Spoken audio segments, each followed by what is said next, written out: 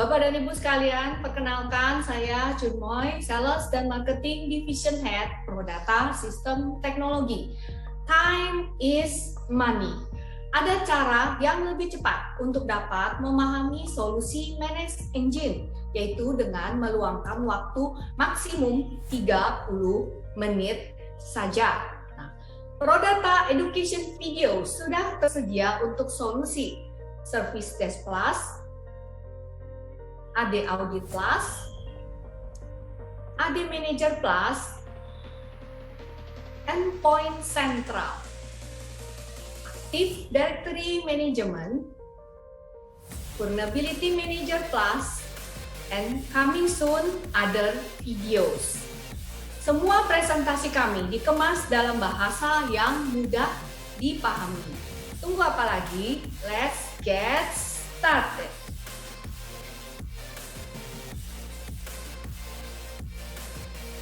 Sebenarnya untuk tools atau solusi yang berhubungan dengan log management dari Manage Engine sendiri terdiri dari ada beberapa modul ya Bu ya. Tapi kalau untuk yang log terintegrasi dan log end-to-end istilahnya ya, itu salah satunya di sini ada namanya Event Log Analyzer. Nah, jadi artinya dengan menggunakan tools Event Log Analyzer ini atau CM ini, kita akan memanage log dari berbagai sistem.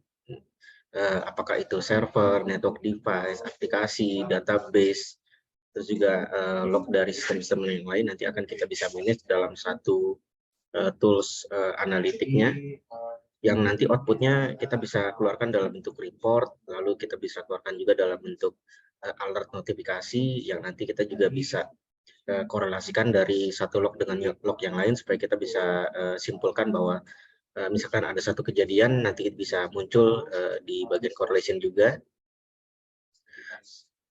Nah, mengenai untuk jenis sistem log yang nantinya bisa kita manage atau bisa kita support, ini kurang lebih nanti bisa kita lihat ada di sini list atau sistem-sistemnya.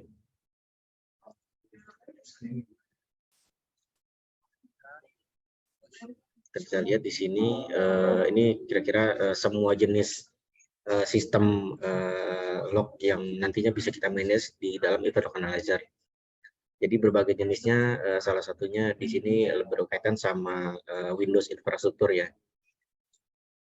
Jadi Windows infrastruktur pertama dari sisi servernya nanti kita bisa manage log yang ada di event viewer yang ada di server, lalu juga log yang berhubungan dengan Active Directory, log yang berhubungan dengan print server, file server, dan juga aktivitas untuk Windows firewall-nya. Ini untuk Windows infrastruktur. Lalu saat ini juga kita sudah support juga untuk memanage log manajemen untuk cloud system. Saat ini kita support untuk AWS. Lalu kalau kita punya database, kita juga nanti bisa manage log terkait dengan perubahan-perubahan atau aktivitas yang terjadi di database. Saat ini support database-nya Oracle, SQL, MySQL, dan juga artinya nanti kita bisa tahu kalau misalkan contohnya ada yang menambahkan database, ada yang menambahkan table, ada yang menginsert satu data ke dalam table, nanti kita bisa audit siapa yang melakukan, kapan dilakukan, seperti itu kira-kira. Lalu untuk web service, kalau kita punya aplikasi menggunakan web service IKIS ataupun Apache, kita bisa monitoring log dari dua service ini supaya kita tahu aktivitas yang terjadi di web service yang kita punya.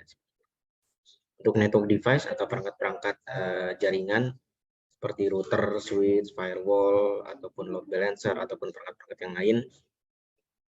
Ini yang saat ini nantinya kita support berdasarkan dari brand perangkatnya. Terus untuk sistem Linux Unix, ini berbagai jenis varian Linux ataupun Unix. Untuk virtualisasi, ini juga kita sudah support juga. Terus cloud infrastruktur, ya tadi mungkin hampir sama ya, seperti cloud source juga.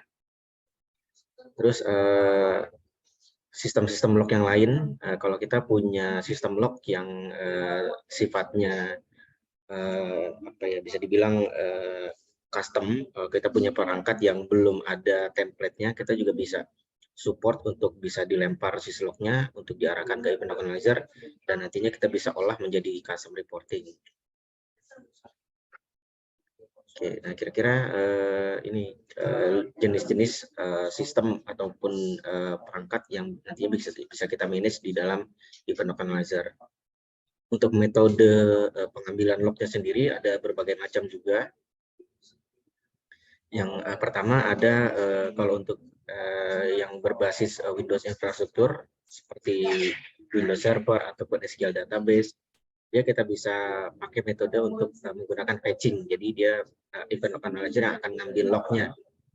Ya, jadi kita akan siapin IP server sama username password atau kredensial. Nanti kita bisa mengambil log dari server-server Windows yang kita punya. Kalau untuk perangkat-perangkat yang lain seperti network device ataupun Linux, itu nanti kita akan gunakan metode syslog. Kita akan aktifkan syslog di masing-masing perangkatnya, di network device ataupun di server Linux. Kita arahkan syslognya ke server event organizer, dan nanti ketika lognya sudah diterima di dalam server event organizer, kita akan proses menjadi report. Untuk sisanya yang lain mungkin metodenya juga nanti ada beda-beda, ada yang bisa diambil manual, ada juga nanti bisa pakai metode file sharing ataupun FTP dan lain-lain. Nah, selanjutnya mungkin kita lihat menu-menu apa saja yang disediakan, fitur-fitur apa saja yang disediakan di event organizer ketika kita sudah memanage log dari perangkat yang kita punya, sudah kita arahkan, sudah kita ambil lognya ke event organizer ini. Nah, dari sisi dashboard, kita bisa menampilkan tampilan summary dari log yang sudah masuk. Dashboard ini bisa kita buat menjadi beberapa bagian atau beberapa tab. Mungkin kalau mau misalkan secara umum atau dibagi berdasarkan dari dashboard untuk network, dashboard untuk server, dashboard untuk aplikasi misalkan. Kita bisa buat beberapa dashboard sesuai kebutuhan. Dashboard ini nanti bisa kita customize apa saja yang akan ditampilkan widget-widgetnya. Jadi widget-widget ini bentuknya grafik seperti ini. Grafik dalam bentuk top utilisasi atau top log atau top berdasarkan dari satu atribut yang ada di log. Nanti kita bisa tampilkan di dashboard yang bisa kita customize. Jadi dia sumbernya nanti bisa mengambil dari grafik yang nanti sudah dibuat sebelumnya di bagian reporting. Jadi fungsi utamanya di event organizer yaitu di bagian reporting ini. Artinya ketika tadi kita sudah memanage log dari berbagai perangkat untuk disimpan atau dan dikorelasikan menjadi event organizer ini, event organizer sudah menyediakan berbagai jenis log yang sudah bisa menampilkan berbagai jenis kejadian. Jadi sudah disiapkan report-reportnya berdasarkan dari filter-filternya dan berdasarkan dari kriteria-kriteria tertentu seperti itu. Kalau bisa dilihat ini yang ada di sebelah kiri ini kategori-kategori eventnya ataupun log yang nantinya bisa kita manage dan bisa kita pantau gitu ya kejadian-kejadiannya. Ini berhubungan dengan contohnya ini Windows ya. Jadi kalau kita punya server Windows, kita mau tahu misalkan apakah dalam 1 minggu atau 1 bulan ada pernah kejadian servernya restart apa tidak. Di sini kita bisa tarik dari report Windows Startup, Windows Shutdown, Windows Restart seperti itu.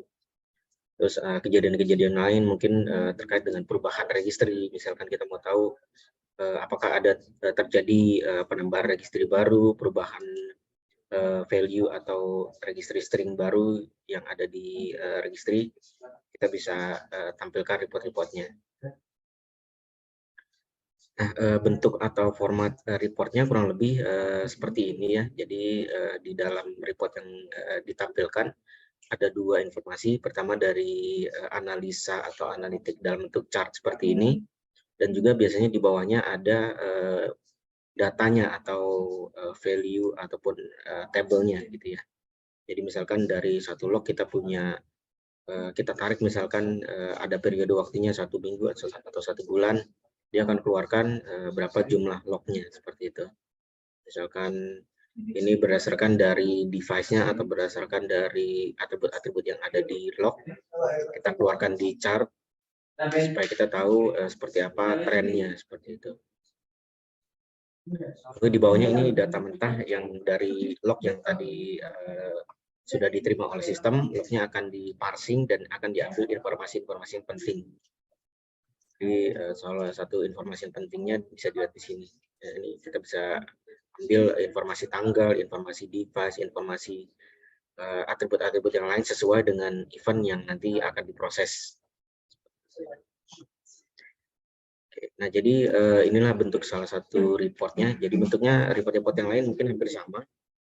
Hanya tinggal kita pilih report yang mana atau event yang mana. Terus nanti di report bisa dilakukan filtering berdasarkan perangkatnya juga.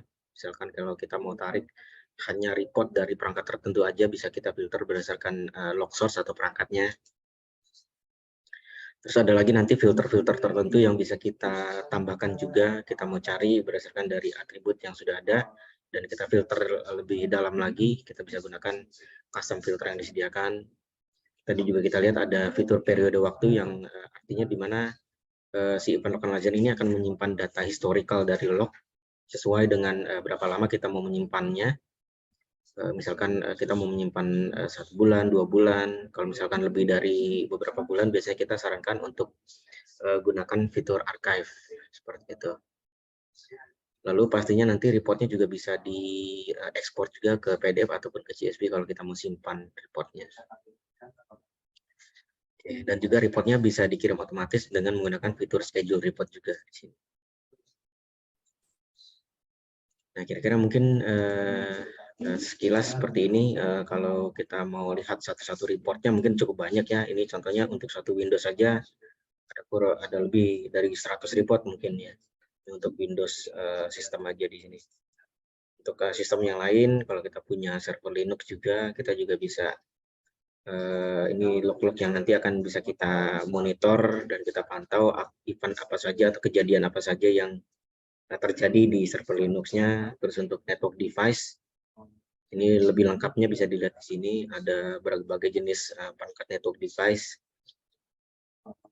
Seperti ini Fortinet lebih ke firewall, biasanya kita juga bisa monitoring aktivitas yang terjadi di firewall juga, berhubungan dengan traffic firewall yang di sisi traffic biasanya ada yang di allow sama yang di block atau yang di deny. Kita juga bisa tarik reportnya di sini. Sisanya report-report yang lain, di perangkat-perangkat yang lain. Ini untuk lebih banyak ke perangkat ataupun ke server. Nah, selanjutnya tadi kita lihat di depan kita juga bisa memanage log selain dari perangkat ya. Jadi selain dari perangkat ataupun server, ini jenis sistem log yang lain yang bisa kita manage juga. Seperti contohnya di sini ada database. Kalau kita punya database SQL Server, kita juga bisa gunakan untuk mengaudit apa saja yang terjadi di SQL Server, misalkan yang berhubungan dengan user account management, aktivitas di level database, ada yang menambahkan database, menambahkan table, merubah konfigurasi table. Terus di level table di dalam datanya juga bisa diaudit juga, yang berhubungan dengan ada yang menambahkan table baru, ada yang menambahkan data ke dalam table.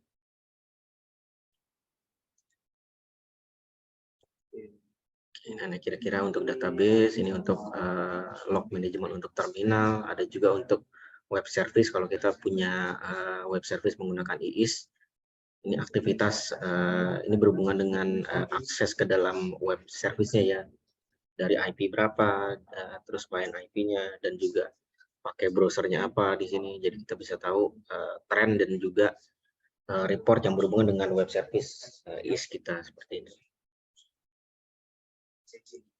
Ini sisanya ya, jadi ada aplikasi-aplikasi lain atau service-service yang lain yang juga nanti bisa kita monitor log-lognya dari aplikasi yang ada di sini. Terus selanjutnya untuk cloud source yang tadi kita lihat, kita support untuk AWS, aktivitas yang terjadi di AWS, kira-kira seperti ini.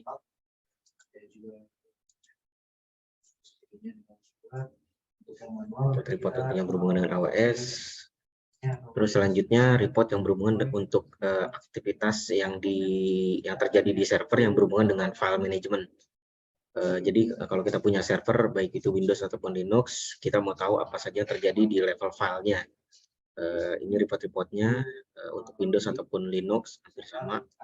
Berhubungan dengan file kita bisa tarik misalkan untuk pembuatan file baru, file modify, file delete atau file rename, dan nantinya ini bisa ditarik juga. Salah satunya ini bisa dipakai juga untuk bisa mendeteksi kalau misalkan server kita terjadi kena serangan misalkan ransomware misalkan. Jadi indikasi serangan ransomware kan biasanya di server dia akan terbentuk banyak file baru dengan extension tertentu gitu ya. Dengan kita monitoring di level file ini kita bisa deteksi lebih dini atau lebih awal. Ketika ada terjadi perubahan-perubahan yang ada di server, file-filenya berubah, kita bisa tarik report, kita bisa setting alert supaya bisa langsung mengirimkan notifikasi. Report-report yang berhubungan dengan file management. Perubahan-perubahan permissionnya juga kita bisa tarik. Terus selanjutnya report yang bisa kita integrasikan dengan beberapa sistem security. Seperti contohnya kalau kita punya antivirus, anti malware yang dia menggunakan sistem client server, ini beberapa sistem security atau antivirus yang nanti bisa kita integrasikan. Ada Symantec, FireEye, Malwarebytes, Termicro dan lain. Dan nantinya kita bisa tarik report yang berhubungan dengan aktivitas di security atau di threat system itu tadi. Ada yang berhubungan dengan event-eventnya, yang berhubungan dengan security threat-nya. Kalau ada pendeteksi virus, mendeteksi malware, mendeteksi kejadian-kejadian yang dideteksi oleh si antivirus itu sendiri, nanti lognya bisa kita tampilkan di sini. Terus ada lagi di sini nanti support untuk membaca log dari sistem vulnerability scanning. Kalau kita punya sistem aplikasi yang melakukan scanning atau vulnerability scanning, vulnerability assessment gitu ya. Apakah kita pakai Nexus ataupun vulnerability scanning yang lain, kita bisa baca lognya juga, nanti kita bisa tarik report, misalkan terdeteksi sesuatu vulnerability yang ditemukan dari hasil scanningnya, seperti itu. Terus ada juga nanti ini untuk yang tadi, untuk virtualisasi, untuk bisa memanage dan membaca log dari vCenter, dari ESX ataupun dari Hyper-V, supaya kita tahu kalau ada melakukan perubahan-perubahan di vCenter atau di ESX, kita bisa tarik reportnya. Lalu ini meter attack ini dia adalah kombinasi yang dia mengambil dari beberapa log yang sebelumnya sudah kita baca, lalu kita akan mengacu ke standar dari di sini bisa dibilang semacam regulator atau regulator dari si meter attack ini. Kita mengacu ke sana supaya kita bisa keluarkan juga beberapa report yang sudah comply juga dengan si meter attack seperti ini. Ini beberapa kejadian yang nantinya bisa kita deteksi.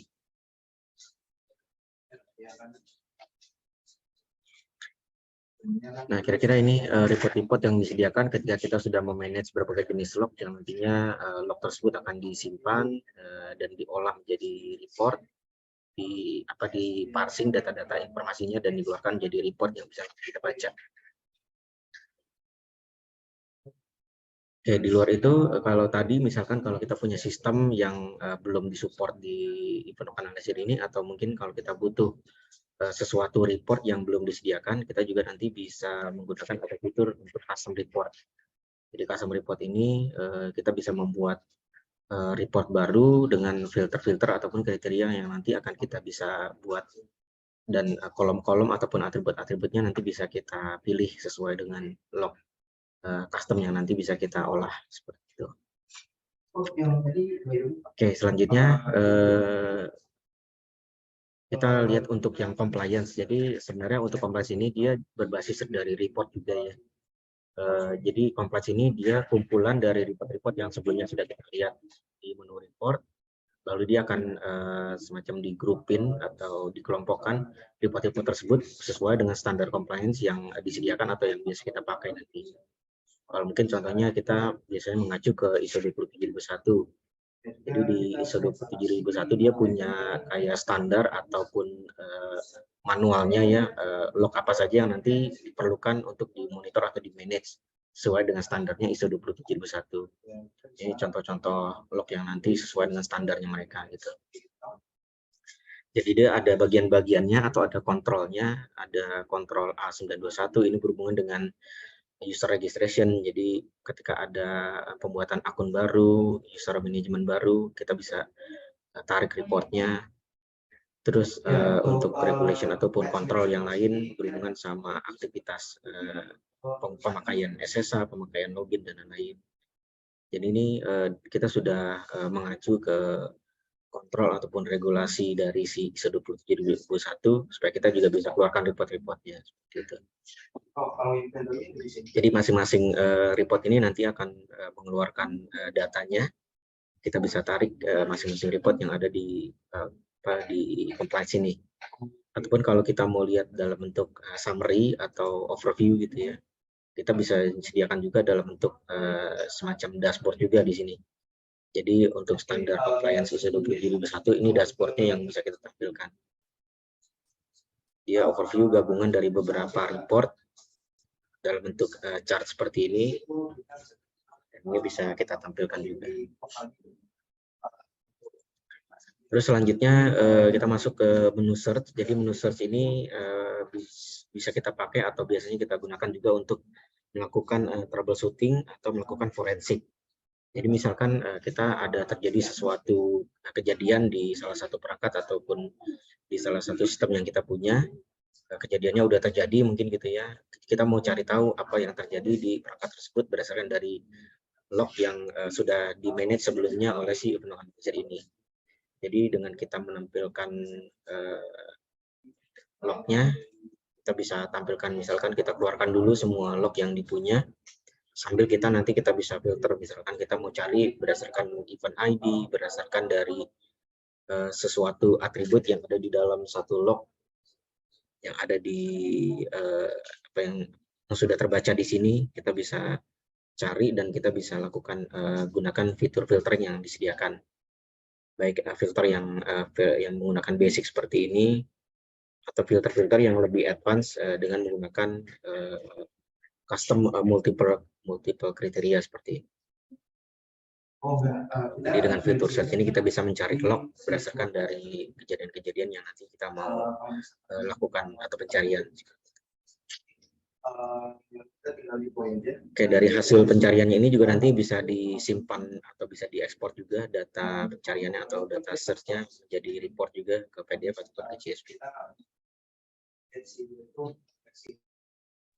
Oke, selanjutnya fitur correlation. Jadi correlation ini dia juga data menggunakan dari reporting juga sebenarnya. Jadi kalau report yang tadi kita lihat ini kan di bagian-bagian report ini salah satu, ketika kita buka salah satu report ini adalah satu kejadian atau satu event ya. Misalkan kejadian restart, kejadian perubahan, sesuatu ini satu event atau satu kejadian. Nah, correlation ini dia menghubungkan atau mengkorelasikan lebih dari satu kejadian. Misalkan kita mau mendeteksi sesuatu serangan dengan kita tahu pola serangannya dari kejadian-kejadian yang dilakukan oleh si serang tersebut. Nah, mungkin lebih gampangnya kita bisa lihat contoh rule dari si correlation ini ya. Jadi ini salah satu beberapa rule yang sudah disediakan atau mungkin bawaan dari si organizer, beberapa kejadian yang bisa kita deteksi dengan menggunakan fitur correlation ini. Ini mungkin yang beberapa juga sering kita dengar juga, mungkin seperti kalau kita mau mendeteksi ransomware, mendeteksi SQL injection, mendeteksi kalau server kita kena dijadikan sebagai cryptocurrency, misalkan crypto mining, ataupun mungkin kita mau tahu apakah server kita kena brute force dan kejadian-kejadian lainnya nanti bisa kita deteksi. Nah, di satu kejadian atau correlation ini dia punya rule di belakangnya ya. Jadi misalkan contohnya brute force. Jadi brute force itu dia bisa kita deteksi dengan menggunakan beberapa kejadian yang kita korelasikan menjadi satu correlation seperti itu. Ini contohnya misalkan kita mau mendeteksi brute force, dia akan mendeteksi ketika ada yang mencoba login ke network device kita ataupun ke device yang lain dengan melakukan percobaan dengan threshold yang sudah kita tentukan. Misalkan ada yang coba login 10 kali dalam rentang waktu 2 menit, nanti kita bisa deteksi kejadiannya, dan misalkan dalam kejadian tersebut dia selanjutnya dia bisa login, dia successful login, maka ini artinya network device kita sudah kena serangan brute force atau dia sudah bisa melakukan penetrasi ke dalam network device kita, seperti itu. Oke, kita coba lihat lagi role dari correlation yang lain. Kita bisa lihat coba di sini, misalkan kita mau mendeteksi kalau kita kena ransomware seperti apa, di sini role yang bisa kita gunakan. Jadi kurang lebih seperti ini kalau kita mau mendeteksi kalau sistem kita kena ransomware seperti itu. Dia mendeteksi berdasarkan dari kalau misalkan di server Windows-nya ada satu proses baru, terus kalaupun berikutnya dia juga mendeteksi berdasarkan dari ketika di server Windows-nya juga ada file yang di-create. Jadi ketika semua kejadian ini terjadi dalam satu waktu, kita bisa asumsikan bahwa server kita sudah kena serangan ransomware seperti itu.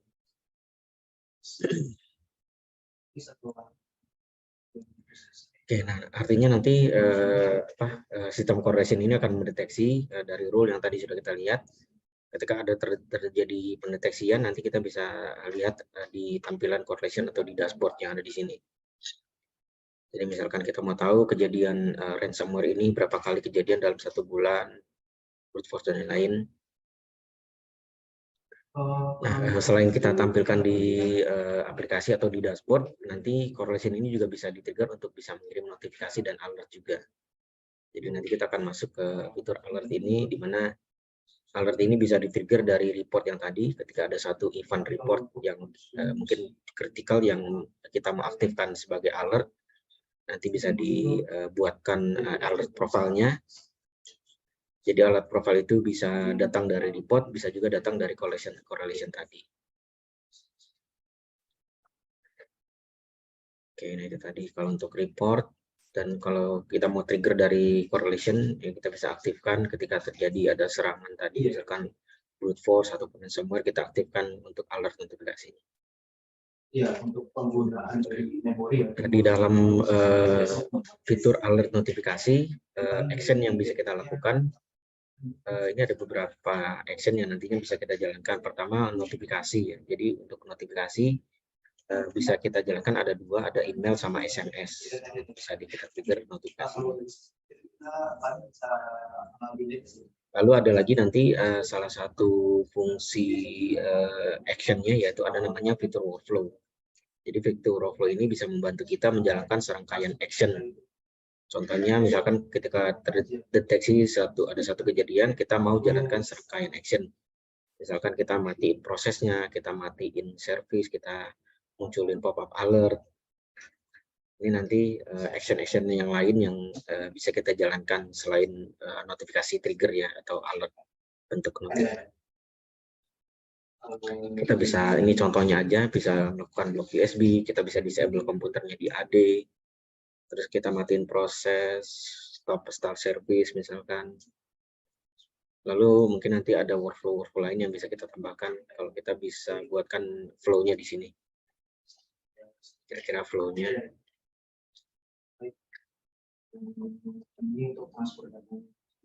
Action-action yang nanti bisa kita lakukan sampai ke level Active Directory Management, Windows ataupun Linux action bisa menjalankan sampai ke level script juga. Terus sampai di level firewall, ketika terjadi suatu kejadian, kita bisa jalankan action di sisi firewall. Jadi contohnya kita bisa menambahkan rule untuk ngeblok di sisi firewall, kalau kita punya Cisco, FortiGate, Palo Alto, ataupun firewall yang lain. Oke, nah kira-kira seperti itu. Mungkin kalau untuk konfigurasi nanti settingan nanti kita sediakan ada menu konfigurasi di setting ini untuk bisa mengatur beberapa parameter konfigurasi aplikasi si Event Localizer ini. Untuk memantau log yang masuk juga bisa kita gunakan di log source configuration. Kita bisa pantau log yang masuk dari device apa saja, kapan terakhir lognya masuk, tanggal, timestamp-nya.